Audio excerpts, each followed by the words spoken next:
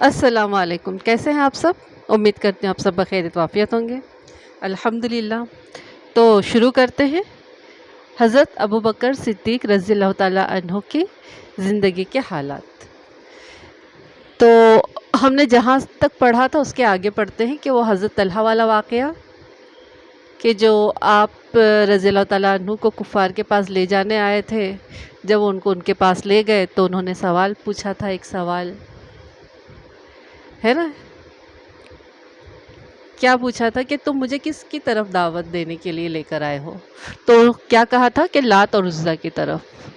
تو حضرت ابو بکر صدیق نے طلحہ رضی اللہ تعالیٰ عنہ سے کہا کہ اللہ کی بیٹی یہ کون ہے، مطلب پوچھا تھا کہ لات اور عزیٰ کون ہے، تو انہوں نے کہا تھا اللہ کی بیٹیاں۔ تو انہوں نے کہا تھا کہ پھر بھائی ان کی ماں کہاں ہے، ماں کون ہے؟ تو سارے کے سارے خاموش، کیونکہ ہمارا رب جو ہے وہ لم یلد ولم یولد ہے۔ تو سارے کے سارے خاموش، کوئی جواب ہو تو بن پڑے تو جواب دے۔ تو اس بات پر ان کفار کی خاموشی پر حضرت ابو طلحہ کی سمجھ میں آ گیا اور وہ ایمان لے کر آ گئے، اور آپ صلی اللہ علیہ وسلم کے پاس حضرت ابو بکر ان کو لے کر چلے۔ پھر آگے کے واقعات میں ہیں، صبح کی روشنی چاروں طرف پھیل گئی، اندھیرا ختم ہوا اور حضرت ابو بکر صدیق رضی اللہ تعالیٰ عنہ اپنا سامان جمع کرنے لگے اور اپنا زاد راہ تیار کرنے لگے۔ سفر کی تیاری کے بعد اپنا عصا لیا، اپنی لاٹھی لی اور روانہ ہو گئے۔ اپنے دل میں جذبات ایمان کو لیتے ہوئے مکہ سے جدا ہوئے اور ایمان سے معمور دل کو، ایمان سے لبریز دل کو حبشہ کی سرزمین لے کر حبشہ کی سرزمین کا رخ کیا۔ جب برق غماد یعنی یمن میں ایک جگہ کا نام ہے، وہاں پہنچے تو ابن دغنہ سے آپ کی ملاقات ہوئی، جو مشہور قبیلہ قارہ کا سردار تھا۔ اس نے جوش بھری آواز میں آپ رضی اللہ تعالیٰ عنہ سے پوچھا کہ آپ کا کہاں کا ارادہ ہے، یعنی آپ کہاں جا رہے ہیں؟ حضرت ابوبکر صدیق رضی اللہ تعالیٰ عنہ نے بڑی نرمی سے جواب دیا کہ مجھے میری قوم نے نکال دیا ہے، بس میں نے اب ارادہ کر لیا ہے کہ زمین کی سیاحت کروں گا تاکہ اپنے رب کی عبادت کر سکوں، مطلب میں زمین پر گھوما کروں گا اور تاکہ میں اپنے رب کی کھلا عبادت کر سکوں۔ ابن دغنہ نے افسوس کا اظہار کرتے ہوئے کہا، اے ابو بکر صدیق رضی اللہ تعالیٰ عنہ، آپ جیسا آدمی نہ نکلتا ہے اور نہ نکالا جاتا ہے۔ آپ تو ضرورت مند کو کما کر دیتے ہیں، صلہ رحمی کرتے ہیں، یتیم اور بے سہارا لوگوں کا بوجھ اٹھاتے ہیں، مہمان نوازی کرتے ہیں، حق پر قائم رہنے کی وجہ سے آنے والے مصائب پر اپنے رب کی عبادت کیجیے۔ مطلب وہ انہیں سمجھا رہے ہیں کہ آپ اتنے نیک ہیں تو آپ کیوں چھوڑ کر جا رہے ہیں؟ جو بھی تکلیف آئی ہے اس کی وجہ سے جو ہے آپ اپنے رب کے قریب ہو جائیے اور اپنے رب کی عبادت کیجیے۔ حضرت ابو بکر صدیق رضی اللہ تعالیٰ عنہ واپس لوٹ آئے۔ ابن دغنہ بھی آپ کے ہمراہ چلے آیا۔ شام کے وقت ابن دغنہ قریش کے سرداروں کے پاس گیا اور ان سے جا کر کہا، ابو بکر صدیق رضی اللہ تعالیٰ عنہ جیسا شخص نہ خود نکلتا ہے اور نہ اسے نکالا جاتا ہے۔ کیا تم ایسے آدمی کو نکالتے ہو جو غریبوں کے لیے کما کر لاتا ہے، صلہ رحمی کرتا ہے، بے کسوں کا بوجھ اٹھاتا ہے اور مہمانوں کی مہمان نوازی کرتا ہے اور حق پر قائم رہنے کی وجہ سے آنے والی مصیبتوں پر دوسروں کی مدد کرتا ہے؟ قریش مکہ نے ابن دغنہ کی پناہ کو قبول کرتے ہوئے اس سے کہا، ابو بکر رضی اللہ تعالیٰ عنہ کو کہہ دو کہ وہ اپنے گھر میں اپنے رب کی عبادت کرے، وہاں جتنی چاہے نمازیں پڑھے اور جتنی چاہے قرآن کی تلاوت کرے، لیکن ہمیں اس کی وجہ سے تکلیف نہ دے اور یہ کام علی اعلان نہ کرے، کیونکہ ہمیں خدشہ ہے کہ کہیں ہماری عورتیں اور بچے اس فتنے سے دوچار نہ ہو جائے۔ مطلب ان لوگوں کو یہ ڈر تھا کہ کہیں آپ رضی اللہ تعالیٰ عنہ کی اس طرح کھلا نماز اور قرآن پڑھنے کی وجہ سے جو عورتیں ہیں ان کی اور جو بچے اگر یہ سب سن لیں اور یہ سب دیکھ لیں تو کہیں ایمان نہ لے کر آئے، اس بات کا ان کو ڈر تھا۔ حضرت ابوبکر صدیق رضی اللہ تعالیٰ عنہ ایک عرصے تک گھر ہی میں اپنے رب کی عبادت کرتے رہے، نہ نماز علی اعلان پڑھتے اور نہ ہی کسی دوسرے گھر میں قرآن کی تلاوت کرتے، مطلب جو بھی عبادت کرتے تھے صرف اپنے ہی گھر میں کرتے تھے، یہاں تک کہ تلاوت بھی اپنے ہی گھر میں کرتے تھے۔ لیکن پھر حضرت ابوبکر رضی اللہ تعالیٰ عنہ کے دل میں کوئی بات آئی تو انہوں نے اپنے گھر کے صحن میں ایک مسجد بنا لی اور اس میں نماز پڑھنے لگے اور قرآن شریف کی تلاوت کرنے لگے۔ دیکھتے ہی دیکھتے مشرکین کی عورتیں اور بچوں کا ازدحام ہونے لگا، کیونکہ ان کی زبان عربی، قرآن عربی، تو ان کی سمجھ میں وہ ساری چیزیں بڑی آسانی سے آ جاتی تھی جو قرآن کریم میں لکھی ہوئی تھی۔ تو وہ جو قرآن کی کشش تھی ان لوگوں کو اپنی طرف کھینچتی تھی اور وہ لوگ بہت جلدی اس طرف رخ کرنے لگے تھے اور ایک مطلب بہت زیادہ بھیڑ ہونے لگی تھی۔ جب حضرت ابوبکر صدیق جب قرآن پڑھتے، ان کی آواز بھی بہت اچھی تھی، تو جب قرآن پڑھتے تو بہت زیادہ بھیڑ جمع ہونے لگتی اور وہ حضرت ابوبکر رضی اللہ تعالیٰ عنہ کو دیکھتے تھے۔ حضرت ابوبکر رضی اللہ تعالیٰ عنہ بڑے رونے والے انسان تھے، مطلب بہت نرم دل تھے۔ جب قرآن پڑھتے تو اپنے آنسوؤں کو نہ روک پاتے۔ اس صورتحال سے مشرکین سے اشرف قریش گھبرا گئے، مطلب جو بڑے بڑے قریش کے سردار تھے وہ سارے گھبرا گئے۔ چنانچہ انہوں نے ابن الدغنہ کو بلایا۔ جب وہ آیا تو اس سے کہنے لگے، ہم نے آپ کے پناہ دینے کی وجہ سے ابوبکر کو اس شرط پر پناہ دی تھی کہ وہ اپنے گھر میں اپنے رب کی عبادت کرے، لیکن انہوں نے تو حد سے تجاوز کرتے ہوئے اپنے گھر کے صحن میں ایک مسجد بنا لی ہے اور کھلا نماز پڑھتے ہیں اور تلاوت قرآن بھی کرتے ہیں، اور ہمیں ڈر ہے کہ کہیں ہماری عورتیں اور ہماری اولادیں اس فتنے سے دوچار نہ ہو جائے، لہٰذا تم اس کو باز کرو، مطلب تم ان کو جا کے سمجھاؤ۔ اگر وہ گھر ہی میں اتفاق کو پسند کرتے ہیں تو ٹھیک ہے، ورنہ وہ تیری دی ہوئی پناہ کو تجھ سے واپس کر دے۔ مطلب جو تم نے ان کو قریش میں ایک رواج تھا کہ اگر کسی کو کسی سے خطرہ ہو تو اگر وہ وہاں کے کسی بڑے سردار کی پناہ میں لے چلا جاتا تھا تو اس کو امن مل جاتی تھی، اس کی جان کو کوئی خطرہ نہیں ہوتا تھا۔ تو یہی قریش مکہ ان سے کہہ رہے کہ اگر وہ نہیں، اگر آپ کی بات مانتے، وہ صرف اپنی عبادت کو گھر میں ہی نہیں کرتے ہیں، تو آپ ان سے اپنی پناہ کو واپس لے لیجئے، ان سے کہہ دیجئے کہ وہ آپ کی پناہ کو واپس دے دے۔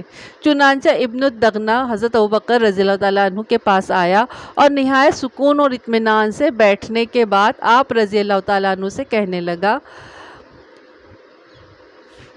آپ رضی اللہ تعالیٰ عنہ وہ بات جانتے ہیں جس پر ہمارا اتفاق ہوا تھا، یا تو آپ رضی اللہ تعالیٰ عنہ اس پر اکتفا کریں، یعنی اپنے گھر میں عبادت کریں، یا پھر میری پناہ مجھے واپس لوٹا دیں، کیونکہ میں یہ بات پسند نہیں کرتا کہ عرب کے لوگ سنیں کہ میں نے ایک آدمی سے پناہ کا معاہدہ کیا تھا جسے میں نے توڑ دیا، یعنی کہ آپ خود ہی واپس کر دیجیے ورنہ میں مجبور ہو کر توڑ دوں اس بات کو، اور میں نہیں چاہتا کہ لوگ مجھے کہیں کہ میں نے پناہ دی اور واپس لے لی۔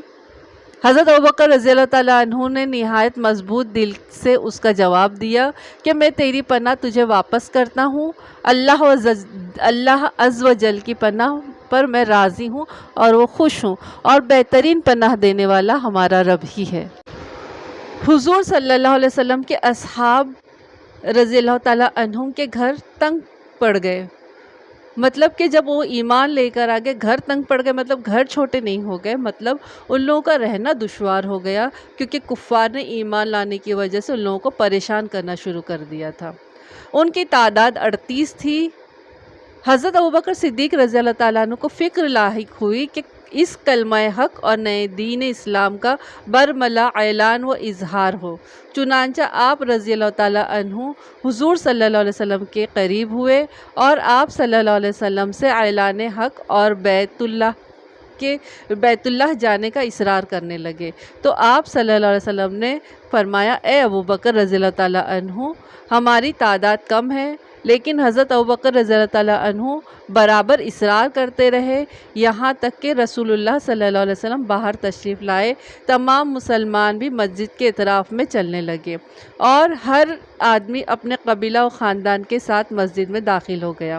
پھر حضرت ابوبکر رضی اللہ تعالیٰ عنہ لوگوں کے درمیان خطاب کرنے کے لیے کھڑے ہوئے اور رسول اللہ صلی اللہ علیہ وسلم تشریف فرما تھے۔ دوسری طرف مشرکین مکہ کا غصہ پھٹ پڑا تھا۔ پھر ان مشرکین مکہ نے حضور صلی اللہ علیہ وسلم اور حضرت ابوبکر رضی اللہ تعالیٰ عنہ اور دوسرے مسلمانوں پر حملہ کر دیا اور ان کو خوب مارا پیٹا۔ کسی نے تماچے مارے، کوئی مکے مار رہا تھا، کوئی لاتے مار رہا تھا۔ مارتے مارتے ان کی حالت غیر ہو گئی اور وہ ہلاکت کے قریب پہنچ گئے۔ پھر بنو تمیم نے حضرت ابوبکر رضی اللہ تعالیٰ عنہ کے جسم کو ایک کپڑے میں ڈالا اور ان کو ان کے گھر پہنچایا۔ ان کو حضرت ابوبکر رضی اللہ تعالیٰ عنہ کی وفات میں کوئی شک نہ تھا، مطلب اتنا زیادہ ان کو مارا گیا تھا کہ ان کو لگ رہا تھا کہ عنقریب یہ وفات پا جائیں گے۔ پھر بنو تمیم کے لوگ ننگے سر مسجد میں آئے اور اعلان کیا، خدا کی قسم اگر ابوبکر رضی اللہ تعالیٰ عنہ اس صدمے سے فوت ہو گئے یا اس مار کی وجہ سے، اس تشدد کی وجہ سے فوت ہو گئے تو ہم عتبہ بن ربیعہ کو ضرور قتل کر دیں گے۔ اس کے بعد وہ حضرت ابوبکر صدیق رضی اللہ تعالیٰ عنہ کے پاس واپس آئے۔ ابو قحافہ حضرت ابوبکر صدیق کے والد صاحب اور بنو تمیم کے لوگ حضرت ابوبکر صدیق رضی اللہ تعالیٰ عنہ سے باتیں کرتے، مگر ان کو ہوش ہی نہ آیا تھا، مطلب وہ بے ہوش تھے، وہ کوئی جواب نہیں دے رہے تھے۔ یہاں تک کہ شام ہو گئی۔ شام تک انہوں نے اپنے ہونٹ بھی نہیں ہلائے۔ پھر ہوش میں آنے کے بعد جو پہلی بات ان کی زبان سے نکلی وہ یہ تھی کہ رسول اللہ صلی اللہ علیہ وسلم کا کیا حال ہے۔ مطلب اپنی خبر گیری کا کوئی احساس نہیں، اپنی دکھ تکلیف کا، اپنی جو مار لگی تھی، اپنے جو زخم تھا اس کا کوئی احساس نہیں تھا۔ پہلے اپنے رسول کے بارے میں پوچھا، کتنی محبت تھی۔ پہلے ہی پوچھا کہ میرے رسول کا کیا حال ہے، میرے نبی کا کیا حال ہے۔ بنو تمیم کو حضرت ابوبکر رضی اللہ تعالیٰ عنہ کی اس بات پر غصہ آیا۔ ان لوگوں کو غصہ کہ وہ لوگ کافر تھے، ان لوگوں نے ایمان قبول نہیں کیا تھا، ان کو یہی تھا کہ اپنی تکلیف تو نہیں دیکھ رہے، چلے ہیں محمد صلی اللہ علیہ وسلم کی تکلیف کے بارے میں پوچھنے، تو ان لوگوں کو اس بات پر غصہ آیا۔ پھر انہوں نے ان کی والدہ سے کہا، دیکھو ان کو کچھ کھلا دو یا کچھ پلا دو۔ اس کے بعد وہ حضرت ابوبکر رضی اللہ تعالیٰ عنہ کے اس فعل پر تعجب اور اظہار کرتے ہوئے واپس لوٹ گئے۔ لیکن حضرت ابوبکر صدیق رضی اللہ تعالیٰ عنہ یہی پوچھ رہے تھے کہ آپ صلی اللہ علیہ وسلم کا کیا حال ہے۔ جمیل بنت خطاب نے کہا، ہاں وہ خیریت سے ہیں، وہ صحیح و سالم ہیں۔ یہ سن کر حضرت ابوبکر صدیق رضی اللہ تعالیٰ عنہ کے ہونٹوں پر مسکراہٹ آ گئی اور چہرہ خوشی سے کھل گیا۔ پھر یہ کہتے ہوئے بستر سے اٹھے کہ آپ صلی اللہ علیہ وسلم اس وقت کہاں ہیں؟ جمیل نے کہا، وہ اس وقت دار ارقم میں ہیں۔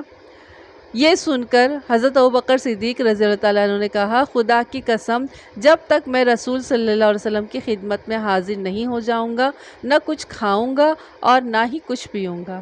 حضرت ابوبکر صدیق رضی اللہ تعالیٰ عنہ جلدی سے آپ صلی اللہ علیہ وسلم کے پاس جانے کے لیے تیار ہو گئے، لیکن جب تکلیف کی شدت کی وجہ سے طاقت نہ ہوئی تو اپنی والدہ جمیل کا سہارا لیے دار ارقم میں رسول اللہ صلی اللہ علیہ وسلم کے پاس پہنچ گئے۔ جب حضور صلی اللہ علیہ وسلم نے حضرت ابوبکر صدیق رضی اللہ تعالیٰ عنہ کو دیکھا تو آپ رضی اللہ تعالیٰ عنہ ان پر جھک گئے، ان کو چومنے لگے اور دوسرے مسلمان بھی آپ رضی اللہ تعالیٰ عنہ پر جھک گئے۔ یہ حالت دیکھ کر رسول اللہ صلی اللہ علیہ وسلم پر شدت والی رقت طاری ہو گئی۔ پھر حضرت ابوبکر صدیق رضی اللہ تعالیٰ عنہ نے عرض کیا، یا رسول اللہ، میرے ماں باپ آپ پر قربان، اب مجھے کوئی تکلیف نہیں سوائے اس بات کے کہ خبیث عتبہ نے میرے منہ پر مارا تھا۔ یہ میری والدہ ہیں، اپنے بیٹے پر بڑی مہربان ہے اور آپ صلی اللہ علیہ وسلم کی ذات بڑی بابرکت ہے۔ آپ صلی اللہ علیہ وسلم انہیں اللہ کی طرف آنے کی دعوت دیجیے اور ان کے لیے اللہ سے دعا کیجیے۔ امید ہے کہ آپ صلی اللہ علیہ وسلم کی برکت سے اللہ تعالیٰ ان کو نار جہنم سے بچا لے گا۔ چنانچہ حضور صلی اللہ علیہ وسلم نے ان کے لیے اللہ سے دعا فرمائی تو وہ اسلام لے آئیں۔ مطلب اللہ تعالیٰ سے دعا کرنے کے لیے کہا حضرت ابوبکر صدیق رضی اللہ تعالیٰ عنہ نے، اور آپ صلی اللہ علیہ وسلم نے ان کے لیے دعا کی اور اللہ نے ان کے دعا قبول کری، ہمارے نبی کی، اور وہ ایمان لے آئے۔ الحمدللہ، اللہ کا فضل اب حضرت ابوبکر صدیق پر اتنا تھا کہ ان کے سارے گھر والے مسلمان تھے، سارے گھر والے ایمان والے تھے، ان میں کوئی بھی ایسا نہیں تھا جو کافر ہو یا جس نے ایمان لانے سے انکار کر دیا ہو، ہر کسی نے ایمان کا مزہ چکھا ہوا تھا، اسی لیے تو اتنا ساتھ دیتے تھے نا ہر کوئی۔ جس روز گرمی کی شدت چہروں کو جھلسا رہی تھی، مکہ کی سرزمین گرمی کی وجہ سے تپ رہی تھی اور عین دوپہر کے وقت لوگوں کی کھالیں جل رہی تھی کہ حضور صلی اللہ علیہ وسلم جلدی سے حضرت ابوبکر رضی اللہ تعالیٰ عنہ کے پاس پہنچے۔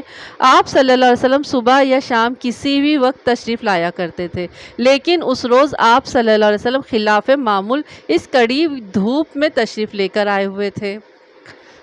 جس روز آپ صلی اللہ علیہ وسلم کو مکہ سے ہجرت کرنے کی اجازت ملی، جب حضرت ابوبکر رضی اللہ تعالیٰ عنہ کو اپنے حبیب اور اپنی آنکھوں کی ٹھنڈک یعنی حضور صلی اللہ علیہ وسلم پر نظر پڑی تو ایک دم اٹھ کر کھڑے ہو گئے اور دل میں کہنے لگے، رسول اللہ صلی اللہ علیہ وسلم اس وقت ضرور کسی اہم واقعے کی بنا پر یہاں پر تشریف لائے ہیں، کیونکہ خلاف معمول وہ اس وقت تشریف لائے تھے جب وہ کبھی آئے نہیں تھے۔ اس وقت وہ یا تو صبح کی طرف آتے تھے یا پھر شام میں آتے تھے آپ صلی اللہ علیہ وسلم سے ملنے۔ جب حضور صلی اللہ علیہ وسلم تشریف لے آئے تو حضرت ابوبکر رضی اللہ تعالیٰ عنہ آپ صلی اللہ علیہ وسلم کے لیے اپنی چارپائی سے اٹھے۔ آپ صلی اللہ علیہ وسلم تشریف فرما ہوئے، اس وقت حضرت ابوبکر رضی اللہ تعالیٰ عنہ کے پاس حضرت عائشہ رضی اللہ تعالیٰ عنہا اور حضرت اسماء رضی اللہ تعالیٰ عنہا بیٹھی ہوئی تھیں۔ حضور صلی اللہ علیہ وسلم نے فرمایا، ان کو ذرا یہاں سے ہٹا دو۔ حضرت ابوبکر صدیق رضی اللہ تعالیٰ عنہ نے کہا کہ یہ تو گھر والے ہی ہیں اور یہ میری بیٹیاں ہی ہیں، یہ میرے ماں باپ ہیں، آپ میرے مطلب کہ جو بھی ہیں آس پاس میرے گھر والے ہی ہیں۔ آپ صلی اللہ علیہ وسلم سے انہوں نے کہا کہ میرے ماں باپ آپ پر قربان۔ پھر حضور صلی اللہ علیہ وسلم نے فرمایا، اللہ تعالیٰ نے مجھے ہجرت کی اجازت دے دی۔ یہ سن کر صدیق اکبر رضی اللہ تعالیٰ عنہ دو زانو ہو کر بیٹھ گئے۔ آپ کے دونوں رخساروں پر آنسو بہہ رہے تھے۔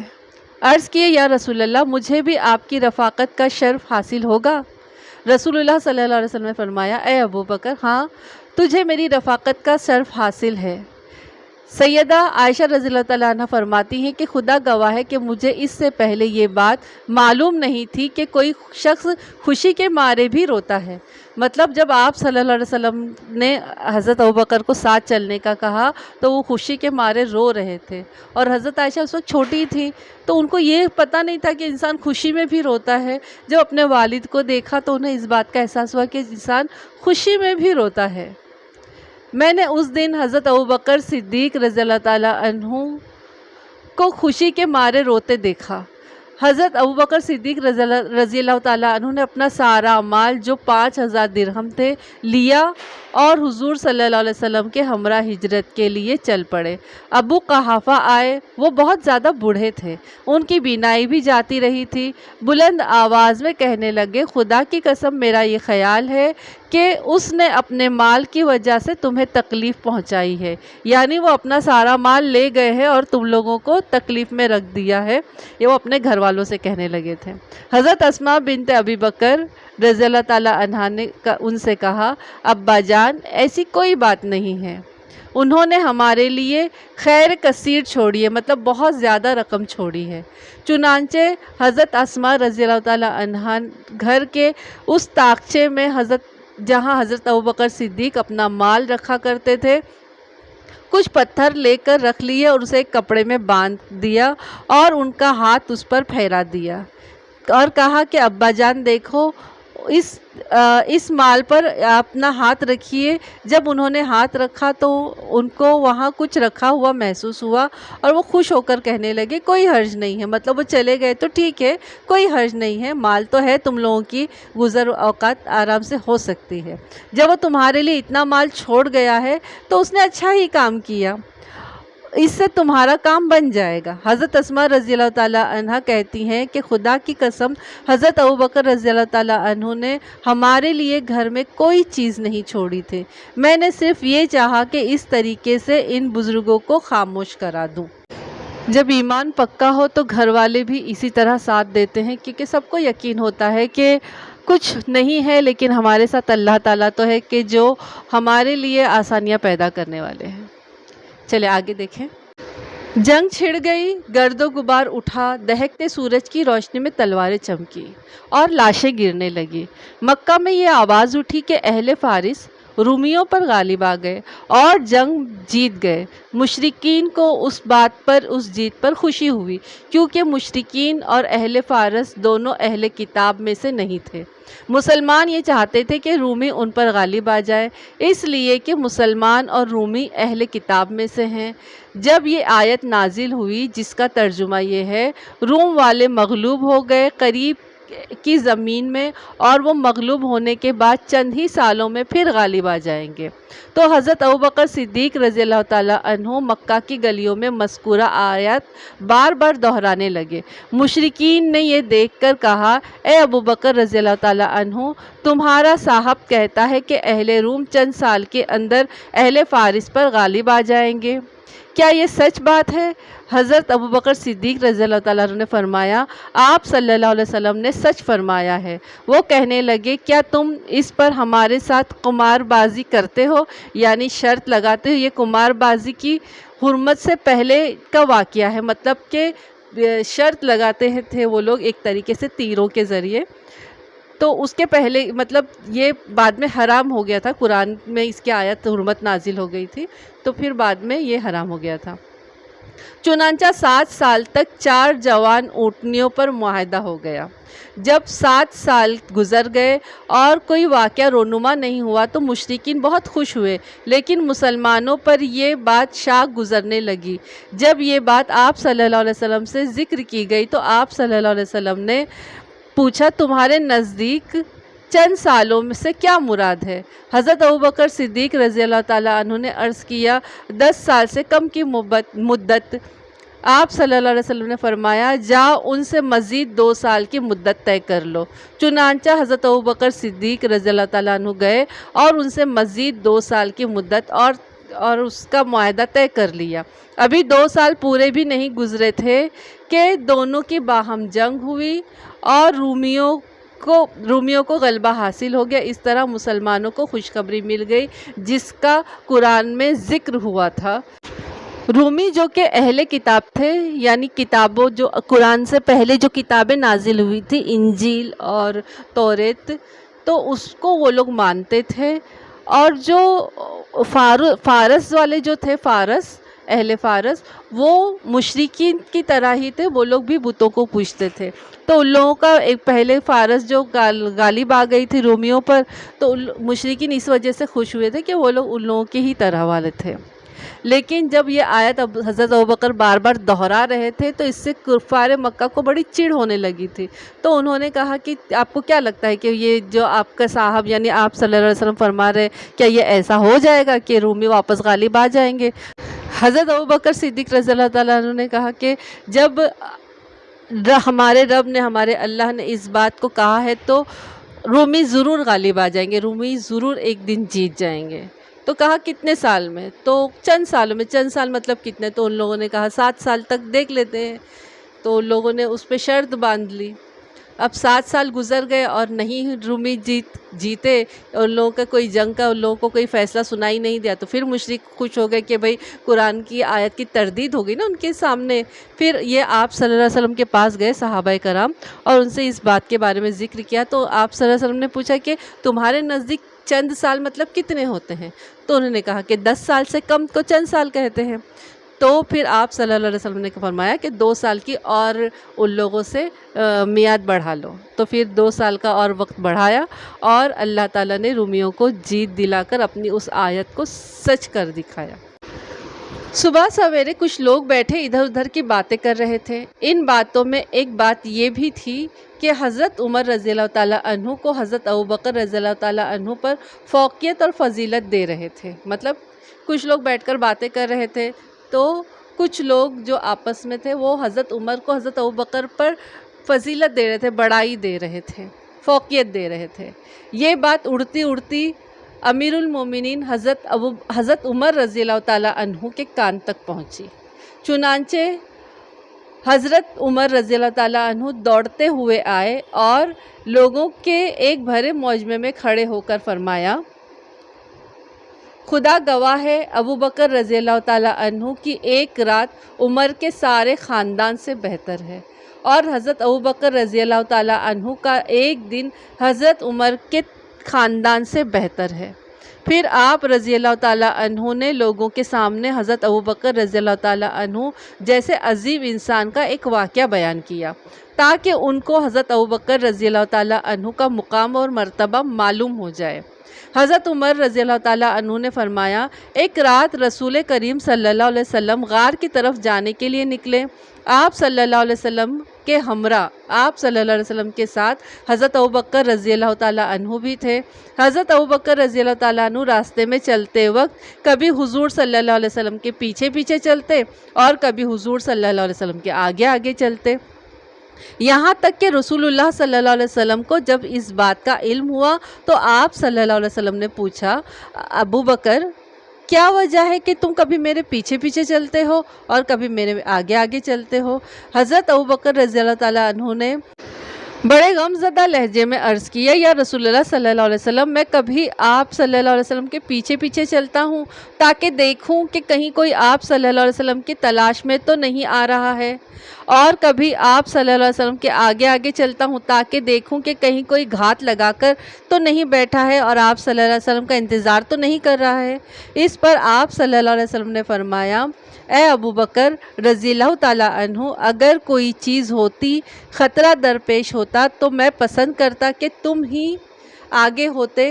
حضرت ابو بکر رضی اللہ تعالیٰ نے شوق سے عرض کیا، جی ہاں، اس ذات کی قسم جس نے آپ صلی اللہ علیہ وسلم کو حق کے ساتھ بھیجا ہے۔ جب دونوں غار میں پہنچ گئے تو حضرت ابوبکر رضی اللہ تعالیٰ عنہ نے حضور صلی اللہ علیہ وسلم کو یہ عرض کرتے ہوئے ٹھہرایا کہ یا رسول اللہ، آپ صلی اللہ علیہ وسلم ٹھہریے، مجھے پہلے غار میں جانے دیں، اگر کوئی سانپ یا موذی جانور یا کوئی نقصان دینے والی چیز ہو تو میں اسے پہلے وہاں سے ہٹا دوں، آپ صلی اللہ علیہ وسلم کو وہ کوئی تکلیف نہ پہنچا سکے۔ حضرت ابوبکر صدیق رضی اللہ تعالیٰ عنہ غار کے اندر گئے اور اپنے ہاتھ سے سوراخوں کو ٹٹولنے لگے اور ہر سوراخ کو کپڑے سے بند کر دیا۔ انہوں نے جو چادر اوڑھ رکھی تھی اسی کو پھاڑ پھاڑ کر ان سوراخ کو بند کیا تھا۔ جب سارا کپڑا اس میں لگ گیا تو دیکھا ایک سوراخ تو باقی ہی رہ گیا ہے، اس پر اپنا پاؤں رکھ دیا۔ پھر نبی کریم صلی اللہ علیہ وسلم اس غار میں داخل ہوئے۔ جب صبح ہوئی اور ہر طرف روشنی پھیل گئی تو آپ صلی اللہ علیہ وسلم کی نظر حضرت ابوبکر صدیق کی طرف اٹھ گئی۔ انہوں نے دیکھا کہ آپ کے جسم پر چادر نہیں ہے تو آپ صلی اللہ علیہ وسلم نے ان سے پوچھا، اے ابوبکر، تمہاری چادر کہاں ہے؟ تمہارا جو بدن پر ڈھکنے والا کپڑا ہے اوپر، جو آپ نے چادر اوڑھ رکھی تھی، وہ کہاں ہے؟ تو آپ صلی اللہ علیہ وسلم کو بہت تعجب ہوا اور آپ صلی اللہ علیہ وسلم نے مطلب سوال کر لیا کہ بھئی اب غار میں آنے تک تو چادر تھی، وہ چادر کہاں چلی گئی؟ تو حضرت ابوبکر صدیق رضی اللہ عنہ نے فرمایا، اس غار کے سارے سوراخوں کو بند کرنے کے لیے میں نے اپنی چادر کو پھاڑ پھاڑ کر اس سے ان سوراخوں کو بند کر دیا ہے۔ تو آپ صلی اللہ علیہ وسلم نے اپنے ہاتھ اٹھائے، اپنے دست مبارک اٹھائے اور یہ دعا فرمائی، اے اللہ، قیامت کے دن حضرت ابوبکر صدیق رضی اللہ تعالیٰ عنہ کو میرے ساتھ میرے درجے میں کر دے۔ اللہ تعالیٰ نے وحی نازل فرمائی کہ اللہ عز و جل نے آپ کی دعا قبول فرما لی۔ اس کے بعد حضرت عمر بن خطاب رضی اللہ تعالیٰ عنہ نے فرمایا، اس ذات کی قسم جس کے قبضے میں میری جان ہے، ابو بکر رضی اللہ تعالیٰ عنہ کی وہ رات عمر کے خاندان سے زیادہ بہتر ہے۔ ایسے بہت سے قصے ہیں، ایسے بہت سے واقعات ہیں جن میں حضرت ابوبکر صدیق نے حضرت عمر پر فضیلت پائی تھی۔ ایک واقعہ یاد آ رہا ہے کہ ایک بڑھیا تھی، واقعہ ہے اور مجھے اس کے راوی کا نام یاد نہیں آ رہا ہے، تو حضرت عمر نے ہی بیان فرمایا تھا اس واقعے کو۔ تو حضرت عمر بیان فرماتے ہیں کہ ایک بڑھیا تھی جس کے آگے پیچھے کوئی نہیں تھا، مطلب اس کے گھر میں کام کرنے کے لیے کوئی نہیں تھا، اور اتنی بزرگ، اتنی بڑی دراز عمر تھی کہ وہ خود اٹھ کر اپنا کام نہیں کر سکتی تھی۔ تو ایک دن بولتے میں دورے پر جیسے لوگ جاتے رہتے تھے لوگوں کے حالات معلوم کرنے کے لیے، تو ایسے ہی وہ لوگوں کے حالات معلوم کرتے کرتے اس بڑھیا تک حضرت عمر پہنچ گئے۔ تو اس बुढ़िया से पूछा कि मतलब क्या आपके साथ कौन है, आपका खाना पीना कैसे कौन करता है? तो उस बुढ़िया ने कहा कि मेरा कोई नहीं है, मेरी देखभाल करने के लिए कोई नहीं है। तो हज़रत उमर ने कहा कि ठीक है, मैं कल से आपकी मतलब मैं कल से आपके घर में आऊँगा, आपकी झाड़ू लगा दूँगा, आपका खाना बना दूँगा, आपके बाल वगैरह बना दूँगा। ये कहकर वो चले गए। जब वो दूसरे दिन पहुँचे तो देखा तो वो बुढ़िया के तो बाल बने हुए हैं, घर साफ सुथरा है, खाना बना हुआ है। तो फिर उनको लगा कि शायद कोई आके मुझसे पहले करके चला गया, तो कल मैं इससे भी पहले आऊँगा। फिर वो उस वक्त से भी पहले आए, तो तब भी वो देखा कि ना घर साफ सुथरा है, और वो जो बुढ़िया थी उनके भी बाल वाल बने हुए, वो भी एकदम अच्छे से अच्छे लिबास में साफ सुथरे, वो भी मतलब अच्छे से हैं। तो उनको ये दिल में वो होने लगी खलिश कि कौन आकर कर जाता है। तो एक दिन वो रात भर ना वहीं छुप कर बैठे रहे। देखा कि एक शख्स आया, उसके पैर में जूती नहीं है, नंगे पैर है, और वो घर में जाके सारे काम काज करके वो घर से निकल रहा है। तो जाके हज़रत उमर ने उनको पीछे से पकड़ लिया। जब देखा तो ये हज़रत अबू बकर सिद्दीक़ रज़ियल्लाहु तआला अन्हु थे। तो उन्हें बड़ा वो ताज्जुब हुआ कि आप इतनी जल्दी आ गए, और आप दूसरा ये कि आप जूते क्यों नहीं पहने हैं? तो हज़रत अबू बकर सिद्दीक़ रज़ियल्लाहु तआला ने फरमाया कि अगर मैं जूते पहन लेता तो लोगों को उसकी आवाज़ सुनाई देती, लोग उस तरफ मुतवज्जा हो सकते थे। तो मैं नहीं चाहता था कि जो मैं अमाल कर रहा हूँ, जो मैं अल्लाह की रज़ा के लिए जो नेकी कर रहा हूँ, उसको कोई भी देखे। तो वो इस तरह रात में छुप कर करते थे। कैसे नेक लोग थे, है ना? तो बस अल्लाह ताला हमको भी उनके रास्ते पर चलाए, हमारे ईमान को मजबूत करे, और हमें हर तरह की गुमराही से बचाए। इस गुमराही के दौर में गुमराह होना बड़ा आसान है। बस अल्लाह ताला हमको हिदायत दे और हिदायत वाले रास्ते पर चलाए रखे। आमीन सुम्मा आमीन। बस आज के लिए इतना ही, और आप लोगों को पसंद आए तो बिल्कुल लाइक करिए, शेयर करिए, कमेंट्स लिखिए, और जिन लोगों ने सब्सक्राइब नहीं किया है तो प्लीज़ सब्सक्राइब करिए। इतनी कंजूसी अच्छी नहीं होती है, सब्सक्राइब करिए। मिलते हैं इंशाल्लाह बहुत जल्द, कल ही। तो अपना खूब सारा ख्याल रखिए, मुझे दुआ में याद रखिए। अस्सलाम वालेकुम, अल्लाह हाफ़िज़।